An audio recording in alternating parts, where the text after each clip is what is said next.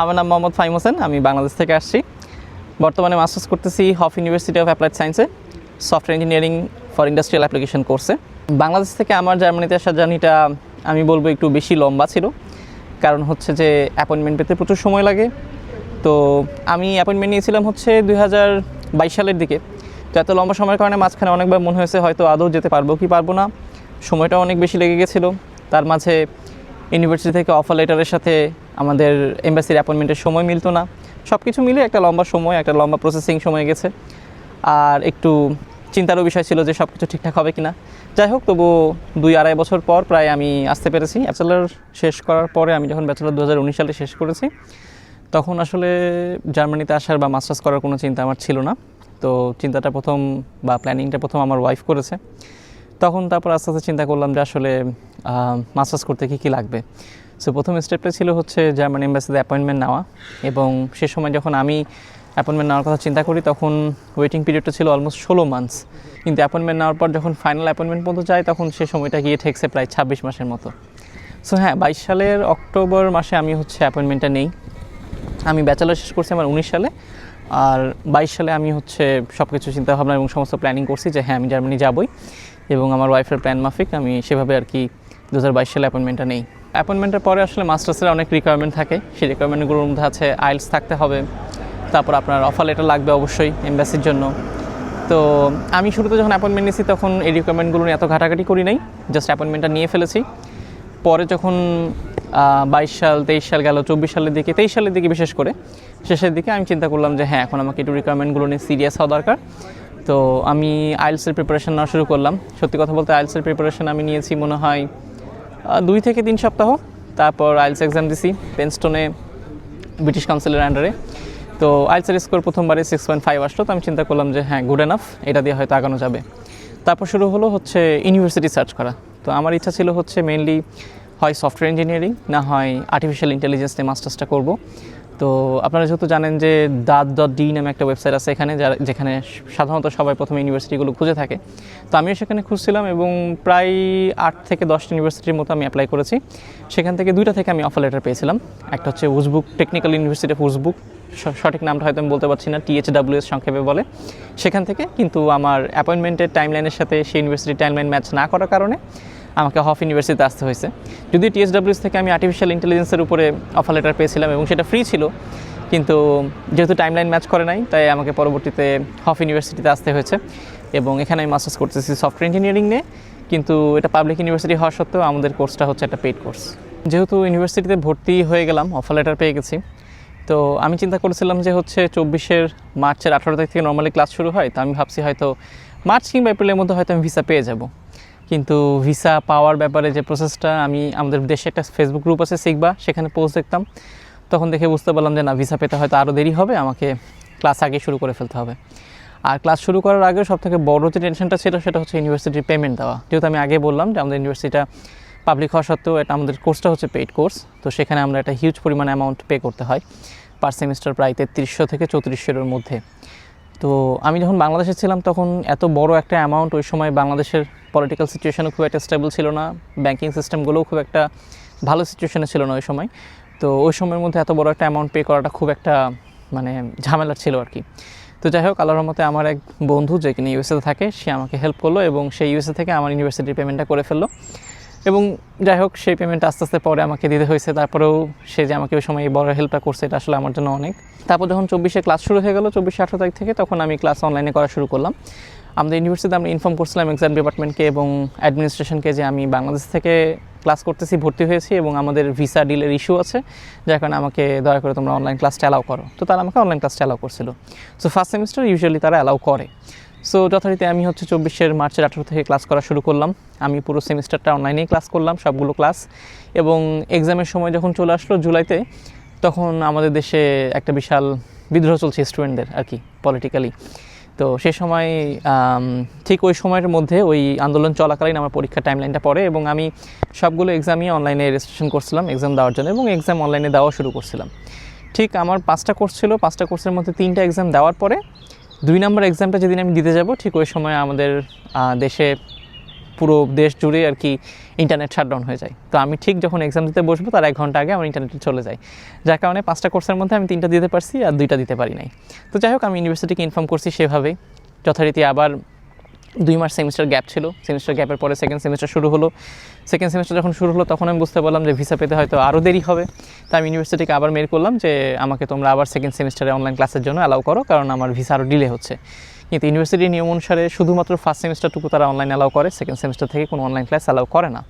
So আমাকে যদি second semester attend করতে হয় তাহলে বিষয়টা এমন হবে যে আমি ক্লাস করতে পারবো না, কিন্তু আমি এক্সাম দিতে পারবো, এবং এক্সাম দেওয়ার আগে নিজ দায়িত্বে আমাকে সমস্ত কিছু, সমস্ত পড়া, সমস্ত ক্লাস গুছাই নিতে হবে।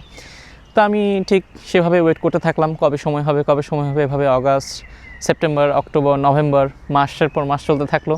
মাঝখানে মনে হলো আদৌ কি যেতে পারবো কি না, দিয়ে হঠাৎ করে ডিসেম্বরের দিকে আসলে সময় হলো আসার। পরে তো আমি হচ্ছে ডিসেম্বর 2 তারিখে আমি ভিসা পেয়েছি।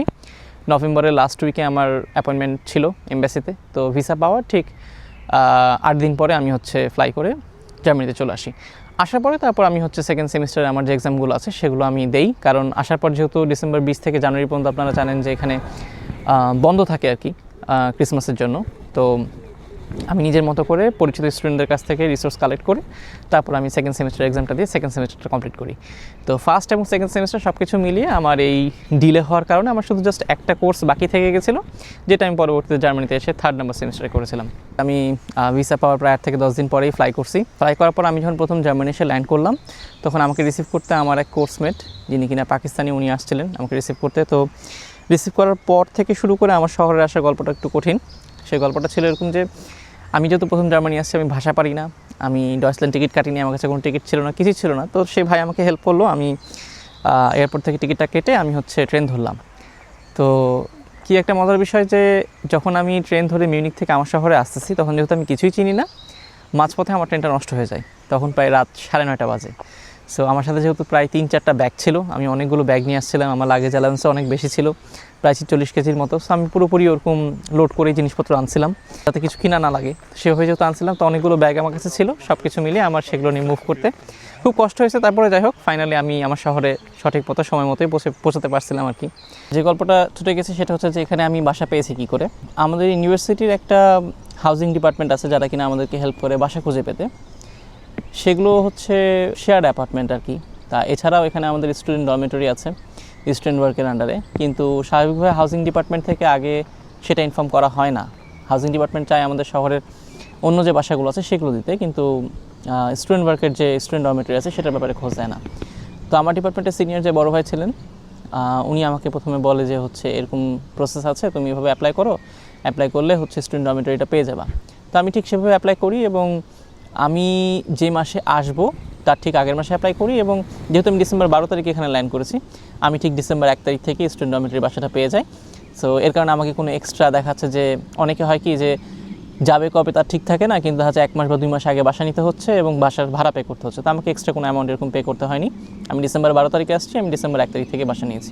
বাসার একটা অ্যাডভান্স তো আছে, সেটা হচ্ছে অলমোস্ট প্রায় 350 ইউরোর মতো, যেটা দেশে থেকেই পে করতে হয়েছিল, এবং ঠিক ওই পেমেন্টটাও আমি আমার বন্ধুর মাধ্যমেই করেছিলাম যে কিনা ইউএসএতে থাকে। সো হ্যাঁ, আমার বাসা ভাড়ার অ্যাডভান্স ছিল 350 ইউরোর মতো, আর বাসা ভাড়া ছিল অ্যারাউন্ড 340-348 ইউরোর মতো। যেহেতু দেখতে পাচ্ছেন আমি এখন আছি হচ্ছে ভোনান লাগান জালেপার্ক রেসিডেন্সিয়াল কমপ্লেক্স। এটাই আমার স্টুডেন্ট ডরমেটরি, যেটা আমার পিছনে আছে, এবং এখানকার পরিবেশটা আসলে খুব সুন্দর। তো যাই হোক, এখানে আসার পর তো প্রথম মাসটা কেটে গেছে সিটি রেজিস্ট্রেশন, সিম কিনা থেকে শুরু করে যাবতীয় যত অফিসিয়াল কাগজপত্র আছে, ট্যাক্স আইডি রেডি করা, সব কিছু রেডি করতে করতে মোটামুটি প্রায় 1 মাস কেটে গেছে। এবং যেহেতু আমি ইউনিভার্সিটিতেও আসছি প্রথম, সো ইউনিভার্সিটিতে যাওয়া, নতুন ব্যাচের সাথে পরিচয় হওয়া, কারণ আমি আমার ব্যাচকে যেহেতু ধরতে পারি নাই, আমি যেহেতু ফার্স্ট অ্যান্ড সেকেন্ড সেমিস্টারে আমাদের একাডেমিক সেমিস্টার থাকে, ওই একাডেমিক সেমিস্টারে আমি আমার ব্যাচের সাথে অনলাইন ক্লাস করেছি শুধু, তাদের সাথে কখনো ফিজিক্যালি মিট হয়নি। সো আমি 3rd সেমিস্টারে যে একটা কোর্স ছিল সে ক্লাসটা করেছি আমি নতুন একটা ব্যাচের সাথে। সো তাদের সাথে পরিচয় হয়, এরকম করতে করতে মোটামুটি প্রায় 1-2 মাস 3 মাস কেটে গেল।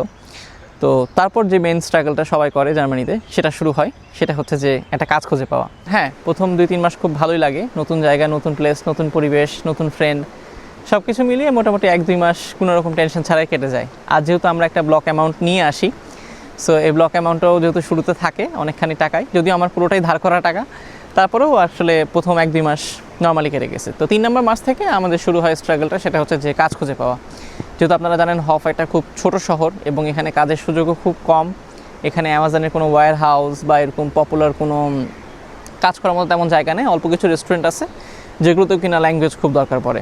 আমি যথারীতি হচ্ছে অনেকগুলো জবে অ্যাপ্লাই করি আসার পর থেকে। 25 সাল থেকে আমি full time internship, working student এরকম অনেকগুলো জবে অ্যাপ্লাই করা শুরু করি এবং আমি ইন্টারভিউ কলও পেয়েছি অনেকগুলো থেকে। দেখাচ্ছে ইন্টারভিউ প্রসেসে আমি first step, second step, third step পর্যন্ত ক্লিয়ার করেও কোনোভাবেই আমি কোনো জব পাচ্ছিলাম না, আমি শুধু রিজেকশনই পাচ্ছিলাম। তো 25 সাল অলমোস্ট বলতে গেলে প্রায় পুরোটাই আমি রিজেকশনের উপরে ছিলাম। তাও ভাগ্য ভালো ছিল যে আমি বাংলাদেশে যে জবটা করছিলাম সেখান থেকে আর কি মানে জার্মানি আসার পর আমি তাদেরকে সাপোর্ট দিয়ে যেতাম। তো মান্থলি একটা স্যালারি তারা আমার জন্য অ্যালোকেট করে রাখে এবং তারপর বেস করে আমি আসলে মানে অন্তত কাজ করছিলাম আর কি।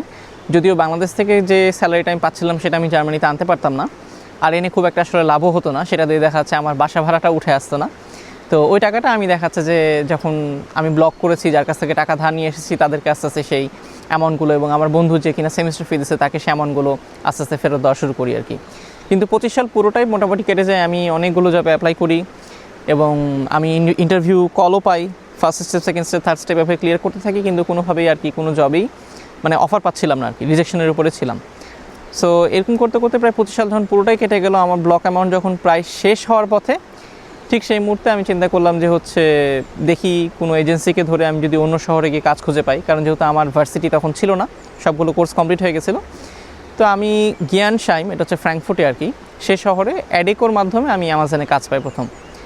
তো আমি যেহেতু বাংলাদেশে থাকতে কখনো ফিজিক্যাল মানে শারীরিক পরিশ্রমের কোনো কাজ করি নাই, তো আমার জন্য ওয়্যার হাউসে কাজ করাটা ছিল খুব কষ্টের, আর সেটা ছিল একটু হেভি লিফটিংয়ের কাজ। সো আমি ফ্র্যাঙ্কফুর্টে গিয়ে কাজটা শুরু করি, কিন্তু আল্লাহর রহমতে কাজটা আমাকে বেশি দিন করতে হয়নি। ওই কাজ চলাকালীনই আমি হচ্ছে মিউনিকে আরেকটা ইন্টার্নশিপ পেয়ে যাই। তারপর আমার আস্তে আস্তে সব কিছু একটু সহজ হতে থাকে। আমি তারপর সেই ইন্টার্নশিপে মুভ করি। ইন্টার্নশিপ থেকে তার পরবর্তীতে আমি সিমেন্সে ইন্টার্নশিপে মুভ করি আর কি। তবে হ্যাঁ, যে প্রথম চাকরিটা পাওয়া থেকে শুরু করে মানে জার্মানি আসার পর থেকে প্রথম চাকরিটা পাওয়া পর্যন্ত প্রায় 10-11 মাসের একটা লম্বা সময়, যে সময়টা আমি পুরোটাই বেকার ছিলাম এবং এই সময়টুকু খুবই হতাশাজনক এবং প্রত্যেকটা স্টুডেন্টের জন্য এটা একটা বড় স্ট্রাগল জার্মানিতে। আচ্ছা, স্ট্রাগলের ব্যাপারে তো আলোচনা করলাম, তবে যেটা আসলে বলাই হয়নি সেটা হচ্ছে যে আমার যখন অলমোস্ট 11 মাস হয়ে গেছে, যখন আমি চিন্তা করলাম যে কোনোভাবে জব হচ্ছে না, তখন একসময় ভেবে নিলাম যে আমার যে লাস্ট ব্লক অ্যামাউন্টটা ঢুকবে সেটাতে আমি টিকিট কেটে হয়তো বাংলাদেশ ফেরত চলে যাব। কারণ যেহেতু ব্লক অ্যামাউন্ট ছাড়া আমার এখানে আর কোনো ইনকাম সোর্স নাই। সো ব্লক শেষ হয়ে গেলে আমাকে এখানে চলার মতো টাকা নাই, আর দেশ থেকে টাকা নিয়ে এসে এখানে বাসা ভাড়া দিয়ে থাকা এবং চলাটা আমার পক্ষে কোনোভাবে সম্ভব ছিল না। তো যাই হোক, আল্লাহর কি রহমত, একদম ঠিক শেষ ব্লক যখন ঢুকবে ঠিক সেই মাসে আমার কাজগুলোর ব্যবস্থা হলো এবং সেই মাস থেকে আমার ইন্টার্নশিপ এবং ওয়ার্কিং স্টুডেন্ট কন্ট্রাক্ট সেগুলো সব পাওয়া শুরু হলো। তো আল্লাহর রহমতে আমি মানে আল্লাহ আমাকে একদম শেষ মুহূর্তে এসে হলেও বাঁচিয়ে দিয়েছে আর কি, খুব একটা কষ্ট করতে হয়নি এবং দেশে ফেরত যেতে হয়নি। এখন আমি সিমেন্সে ইন্টার্ন করতেছি।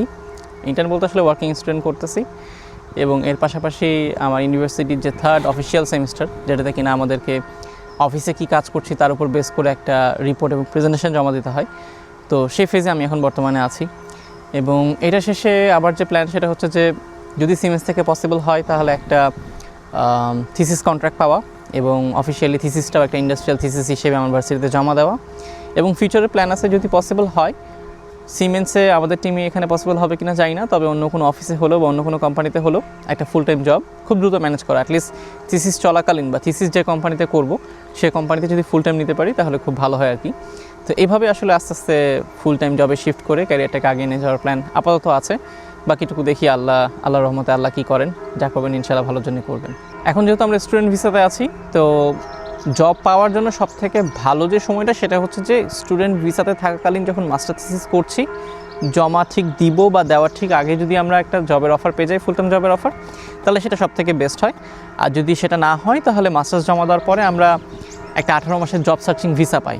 তো জার্মান সরকার আমাদেরকে 18 মাস সময় দিয়ে থাকে এবং এই সময়টার মধ্যে আমাদেরকে জব খুঁজে পেতে হয়।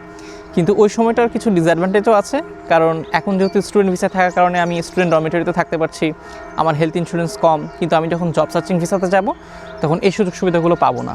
তো যাই হোক, 18 মাসের একটা জব সার্চিং ভিসা থাকে মাস্টার্স শেষ করার পরে।